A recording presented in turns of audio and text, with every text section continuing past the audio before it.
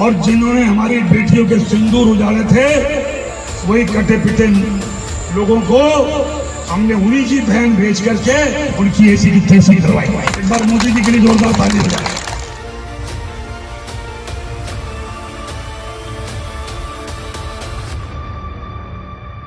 Gutter की भाषा बोलने वाले भारतीय जनता पार्टी के मध्य प्रदेश के मंत्री विजय शाह का बयान आपने सुना क्या? विजय शाह के बयान पर एफआईआर करने के लिए स्वतः संज्ञान लिया जबलपुर हाईकोर्ट ने। इस पूरे प्रकरण को बहुत गहराई से समझने और विश्लेषण करने की जरूरत है। कर्नल सोफिया कुरैशी ऑपरेशन सिंदूर की ब्रीफिंग करने के लिए जो 3 अधिकारी सामने आए मीडिया के और देश और दुनिया में यह बात बताया कि भारत ऑपरेशन सिंदूर को कैसे आगे बढ़ा रहा है, उसमें से एक थी कर्नल सोफिया कुरैशी। और कर्नल सोफिया कुरैशी तीसरी पीढ़ी की शख्स हैं जो देश को भारतीय सेना के साथ सेवा कर रही है। लेकिन कर्नल सोफिया कुरैशी का ब्रीफिंग देना बीजेपी के नेताओं को इतना नागवार गुजरा कि कई नेता दबे जुबान से इसको कोसते रहे। तो उसमें से मध्य प्रदेश का एक मंत्री, भारतीय जनता पार्टी की सरकार का मध्य प्रदेश का एक मंत्री विजय शाह ऐसा बयान देता है जिसने पूरे देश को शर्मसार कर दिया। मैं चाहता हूं कि सबसे पहले आप इस पूरे बयान को गौर से सुनिए। जैसे हमारे मोदी जी समाज के लिए जी रहे, समाज के लिए जान लगा रहे, और जिन्होंने हमारी बेटियों के सिंदूर उजाड़े थे, वही कटे पिटे लोगों को हमने उन्हीं की बहन भेज करके उनकी ऐसी की तैसी करवाई। एक बार मोदी जी के लिए जोरदार ताली बजाएं। अब आपने सुना, पूरे होशो हवास में यह बयान दिया गया, भाषण की शक्ल में दिया गया, सामने दिया गया, ताली बज रही है, यानी सब कुछ सुनियोजित तरीके से कहा गया। और यह कहने वाला विजय शाह एक बीजेपी का नेता, अकेले इसकी मानसिकता अगर यह होती तो उसी मंच से बीजेपी का कोई दूसरा नेता खड़ा होता और वो कहता कि कर्नल सोफिया कुरैशी इस देश की बेटी हैं, कर्नल सोफिया कुरैशी इस देश की सेना में है, कर्नल सोफिया कुरैशी इस देश के संविधान के मुताबिक इस देश की बराबर की नागरिक हैं। उनका अपमान देश का अपमान, संविधान का अपमान है। क्या कोई भारतीय जनता पार्टी का एक नेता भी विजय शाह के बयान के वक्त खड़ा होकर प्रतिरोध किया? नहीं, सबने तालियां बजाई। इस बात से आप यह समझ सकते हैं कि यह मानसिकता एक नेता की नहीं, भारतीय जनता पार्टी के नेताओं की है। अब इसके बाद होता क्या है? भारतीय जनता पार्टी तो इस मिशन में लग गई जो उसने पहले भी किया और कई बार ने वीडियो बनाई है। जिस समय ऑपरेशन सिंदूर जारी था, ट्रंप के कहने पर, कोट अनकोट ट्रंप के डांटने के बाद सीज फायर नहीं हुआ था तब तक, यानी अभी सब प्रोसेस चल रहा था और बीजेपी ट्विटर हैंडल से प्रचार करके सियासत करने के खेल को शुरू कर चुकी थी। अब उसके बाद सीज फायर हो गया, अभी इस पर विवाद चल रहा है, क्या हुआ, कौन झुक गया अमेरिका के सामने, कौन डर गया, कौन न्यूक्लियर चीज से डर गया, इस पर तो अभी विवाद चल रहा, चलेगा। भारत के प्रधानमंत्री ने जब देश को संबोधित किया तब भी उन्होंने ये सब बातें स्पष्ट नहीं की। लेकिन उसी बीच में जब बीजेपी ने यह घोषणा कर दी कि ऑपरेशन सिंदूर की कामयाबी गिनाने के लिए बीजेपी पूरे देश में राजनीतिक कार्यक्रम करेगी, तो विजय शाह जो मध्य प्रदेश का मंत्री है बीजेपी सरकार का, यह वैसे ही एक कार्यक्रम में भाषण दे रहा है। गौर से समझिएगा, पूरा क्रोनोलॉजी समझिए इस पूरे मामले की। और उस भाषण में वो यह बात कहते हुए जलील करना चाहता है इस देश के मुसलमानों को। कर्नल सोफिया कुरैशी मुसलमान है और वो बयान में कह रहा है कि कटे पिटे लोगों और आतंकियों, उनको संबोधित करते हुए कह रहा है कि उनकी बहन। अब आप कल्पना करिए कि ये बीजेपी की मानसिकता है कि नहीं है। बीजेपी के निगाह में इस देश के मुसलमान सारे पाकिस्तानी, सारे आतंकियों के रिश्तेदार, और यही मानसिकता वो गांव गांव फैलाकर इस देश को हिंदू मुसलमान के नाम पर बांटने की कोशिश कर रहे हैं। अब जरा सा ठहर जाइए, ये कोशिश आतंकियों ने की थी कि नहीं? जब उन्होंने धर्म पूछा, जाति नहीं। और बीजेपी ने इसका पोस्टर रिलीज किया था। ये वाला पोस्टर भूले तो नहीं है स्क्रीन पर, इसीलिए बार बार इसको दिखा रहा हूं। ये बीजेपी ने बनाया था। और फिर विदेश सचिव विक्रम मिस्री ने वो बयान देकर के देश को बताया कि आतंकियों की कोशिश थी कि इस देश में हिंदू मुसलमान और सांप्रदायिक तनाव फैला दिया जाए, लेकिन भारत सरकार और भारतीय नागरिकों की समझदारी से उनके नापाक मंसूबे नाकाम हो गए। लेकिन वहां नाकाम नहीं हुए जब बीजेपी के नेता गांव-गांव अब मुसलमानों के खिलाफ जहर फैलाने लगे, वो मुसलमानों के खिलाफ बोलने लगे। और इसीलिए मैं शुक्रिया अदा करता हूं जबलपुर हाई कोर्ट का। 12 मई 2025 को खरगोन जिले के महू के आयोजित इस कार्यक्रम में जब विजय शाह ने यह बयान दिया, तो जबलपुर हाई कोर्ट के न्यायमूर्ति अतुल श्रीधरन और न्यायमूर्ति अनुराधा शुक्ला की खंडपीठ ने इस बयान का स्वतः संज्ञान लिया। कोर्ट ने इसे गटर की भाषा कहते हुए यह कहा कि यह न केवल एक महिला सैन्य अधिकारी का अपमान है, बल्कि भारतीय सेना की गरिमा, राष्ट्रीय एकता और सामाजिक सद्भाव के लिए खतरा है। कोर्ट ने 14 मई को डीजीपी को 4 घंटे के भीतर बीएनएस की धारा 152, 196(a) बी समुदायों में सत्ता बढ़ाना और 197(1) यानी धार्मिक आधार पर सौहार्द बिगाड़ना, इन धाराओं के तहत एफआईआर कराने का निर्देश दिया। और निर्देश में कहा तो गया था 4 घंटे में, लेकिन 24 घंटे नहीं 48 घंटे बाद एफआईआर हो पाई। 14 मई की रात को इंदौर के महू तहसील के मानपुर थाने में विजय शाह के खिलाफ एफआईआर दर्ज की गई। एफआईआर में संगीन धाराएं हैं और जब तक एफआईआर आई, विजय शाह 2 बार माफी मांग चुका है। दोनों माफियों को थोड़ा सा बस सुन लीजिए आप। कुछ मेरे भाषण को अलग संदर्भ में ना देखें। अगर जो अलग संदर्भ में देख रहे हैं तो मैं उनसे कहना चाहता हूं कि वो उस संदर्भ में नहीं है। वो हमारी बहनें हैं, उन्होंने बहुत ताकत से सेना के साथ मिलकर उसके बदले दिए। मैं विजय शाह हाल ही में मेरे दिए गए बयान से जो हर समाज की भावनाएं आहत हुई है, उसके लिए मैं दिल से न केवल शर्मिंदा हूं, दुखी हूं, बल्कि माफी चाहता हूं। अब इन दोनों माफियों को सुनने के बाद आपको यह नहीं लगेगा कि जिस बात को कोर्ट ने गटर की भाषा कहा, उसको कहने के बाद एफआईआर करने में इतना टाइम लगा। अब उस एफआईआर के बाद क्या होगा, कितनी जांच होगी, क्या कार्रवाई होगी, किसी को नहीं पता। 4 दिन बीतने दीजिए, आप भूल जाएंगे कि विजय शाह ने कुछ कहा था। एफआईआर से आप खुश हो जाएंगे, क्योंकि आप भूल चुके हैं कि हिमांशी नरवाल, जिसने अपने पति नौसेना के सेना का अधिकारी विनय नरवाल के आतंकियों के जरिए मारे जाने के बाद जब एक अपील की थी कि हम चाहते हैं कि न्याय हो लेकिन नफरत न फैले कश्मीरियों और मुसलमानों के खिलाफ, इसी देश की बीजेपी की आईटी सेल ने और वे सारे लोगों ने जिनके महबूब नेता मोदी जी हैं, वो सारे देशभक्त हिमांशी नरवाल को गालियां, भद्दी भद्दी गालियां और उनको रेप करने की धमकी नहीं दी है क्या? आप भूल गए कि नहीं? सच सच दिल पर हाथ रखकर सोचिएगा। अब दूसरा, इसी देश के विदेश सचिव विक्रम मिस्री, उन्होंने केवल यही घोषणा तो की जिसका फैसला मोदी जी ने लिया, बीजेपी की सरकार ने लिया। और विक्रम मिस्री जी ने देश को बताया कि अब हम सीज फायर में चले गए।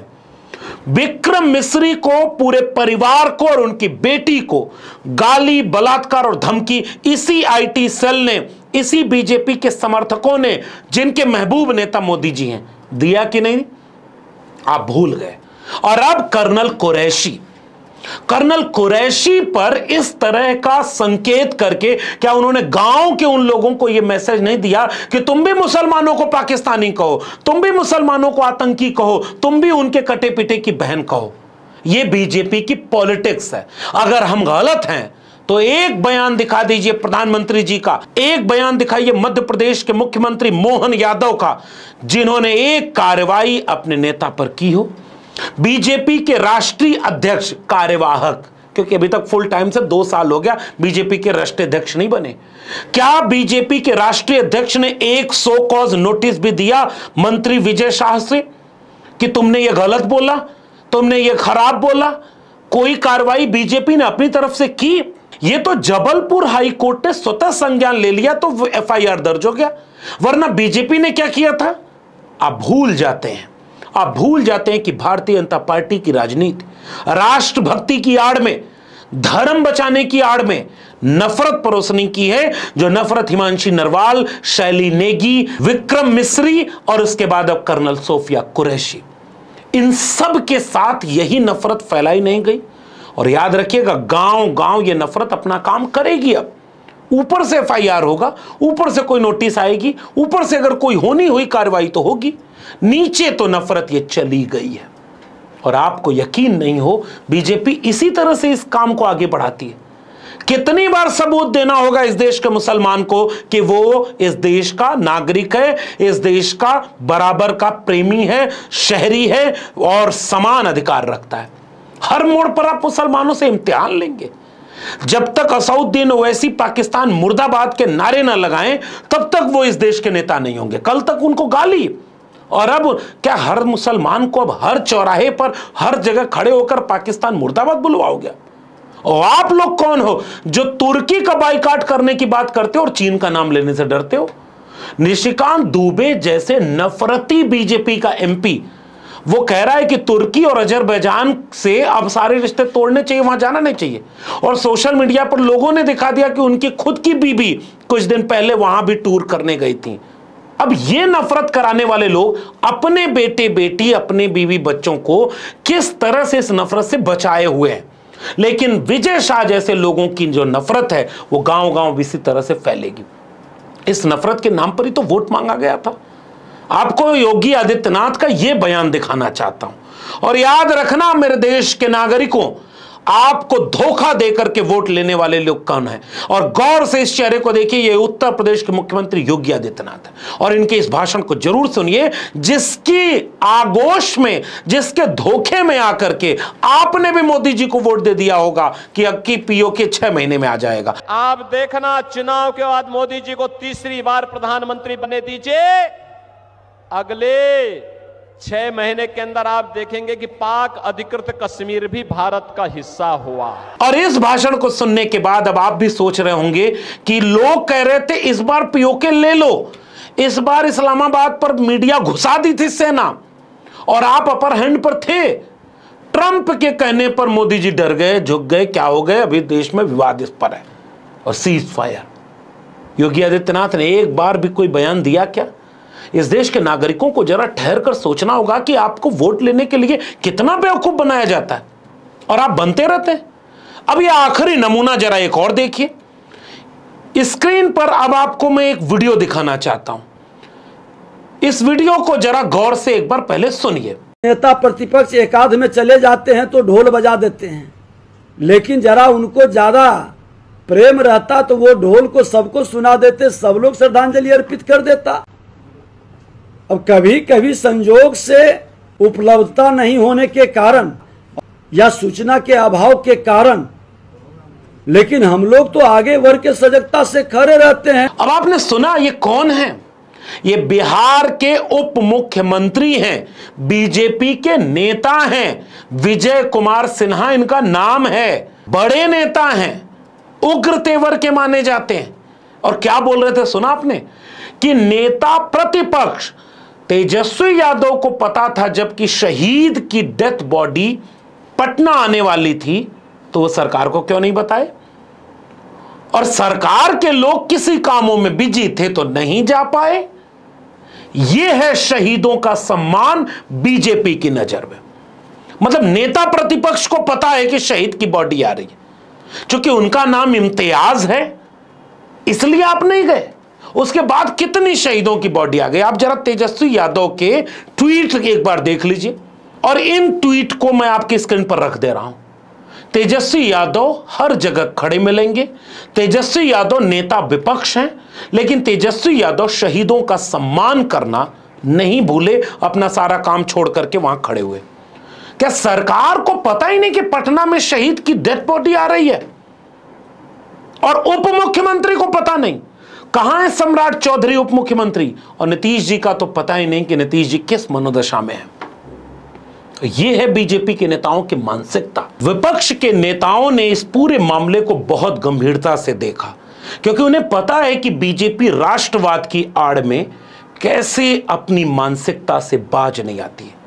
आपको उत्तर प्रदेश के दो नेताओं का ट्वीट आपके सामने रखता हूं। कांग्रेस पार्टी ने हालांकि इस पर पूरी प्रेस कॉन्फ्रेंस की और कांग्रेस पार्टी ने इस पर जवाब मांगा प्रधानमंत्री से, और कांग्रेस पार्टी ने मध्य प्रदेश में बाकायदे प्रोटेस्ट किया, थानों पर गए कि भाई एफआईआर क्यों नहीं कर रहे हो और इस्तीफा क्यों नहीं ले रहे मंत्री से। उत्तर प्रदेश के पूर्व मुख्यमंत्री अखिलेश यादव ने ट्वीट करते हुए लिखा, मध्य प्रदेश भाजपा के मंत्री जी का अति निंदनीय बयान केवल एक उच्च सैन्य महिला अधिकारी ही नहीं बल्कि देश की हर नारी और सेना का अपमान है।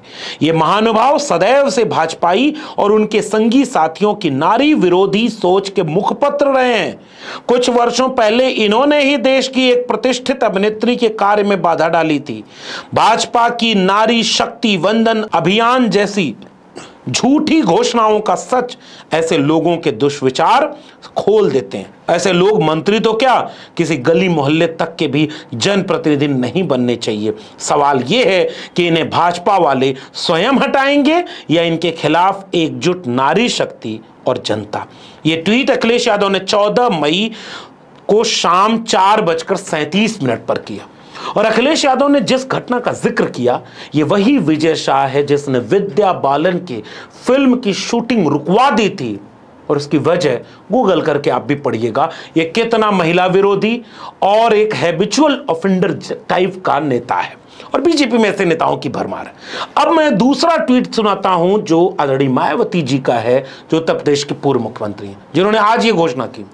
मायावती जी ने 15 मई को सुबह 10:58 पर ट्वीट करते हुए लिखा कि पहलगाम हत्याकांड के बाद पाकिस्तान में आतंकियों के विरुद्ध सेना के ऑपरेशन सिंदूर की नायिका मुस्लिम महिला कर्नल को लेकर अभद्र टिप्पणी करने वाले मध्य प्रदेश के मंत्री के खिलाफ हाई कोर्ट की सख्ती के बाद कल देर रात दर्ज एफआईआर उचित, किंतु भाजपा की ओर से एक्शन की देश को प्रतीक्षा है। मायावती जी आगे लिखती हैं कि देश में सांप्रदायिक व जातिवादी द्वेष, नफरत, हिंसा व तनाव फैलाने वालों के खिलाफ कोर्ट से पहले राज्य सरकारों को बिना भेदभाव कार्रवाई करके अपराध नियंत्रण व कानून व्यवस्था की संवैधानिक जिम्मेदारी निभाना जरूरी, वरना अपेक्षित विकास बाधित होता रहेगा, जो जन व देश हित में सही नहीं है। उत्तर प्रदेश के दो पूर्व मुख्यमंत्रियों ने जिस बात की तरफ इशारा किया है वो भाजपा की राजनीति है। यही है भाजपा का चाल चरित्र और चेहरा, यही है भाजपा का नारी शक्ति वंदन अधिनियम, यही है भाजपा का मूल चरित्र। क्योंकि ऊपर के कुछ नेता अच्छी बातें बोलेंगे, मीठी मीठी गोलियां देंगे और वास्तविक भाषा बीजेपी के ऐसे नेता बोलेंगे। और अभी तो यह शुरुआत है, बिहार चुनाव आने दीजिए। बिहार में जो उप मुख्यमंत्री ने बोला उसी बात को आगे बढ़ाएंगे वहां के बिहार के छोटे छोटे नेता, और गांव गांव जो कनफुकवा गिरोह जाएगा वो बीजेपी का असली चरित्र सामने रखेगा। नागरिक के तौर पर आपको पहचानना जरूरी है कि उनकी राष्ट्रभक्ति, उनका देश प्रेम और वो भारत के नागरिकों में कितना जहर फैलाते हैं, इसको आप कितना पहचान पा रहे हैं। समय आने पर इसको जवाब दीजिएगा। भूल मत जाइएगा हिमांशी नरवाल, विक्रम मिस्री और कर्नल सोफिया कुरैशी के खिलाफ ये जिन लोगों ने नफरत बोई, इन सब के चहेते नेता इस देश के सबसे बड़े पद पर बैठे आदरणीय प्रधानमंत्री जी मिलेंगे। आपका क्या कहना है इस पूरे प्रकरण पर नीचे कमेंट बॉक्स में जरूर बताइएगा। अगर ये वीडियो पसंद आई हो तो इसे लोगों तक शेयर जरूर करिए। अगर आपने मेरे YouTube channel doctor Laxman Yadav को अब तक सब्सक्राइब नहीं किया है तो सब्सक्राइब करिए।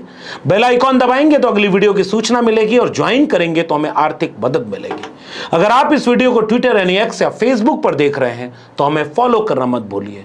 फिर मिलेंगे, तब तक के लिए बहुत बहुत धन्यवाद।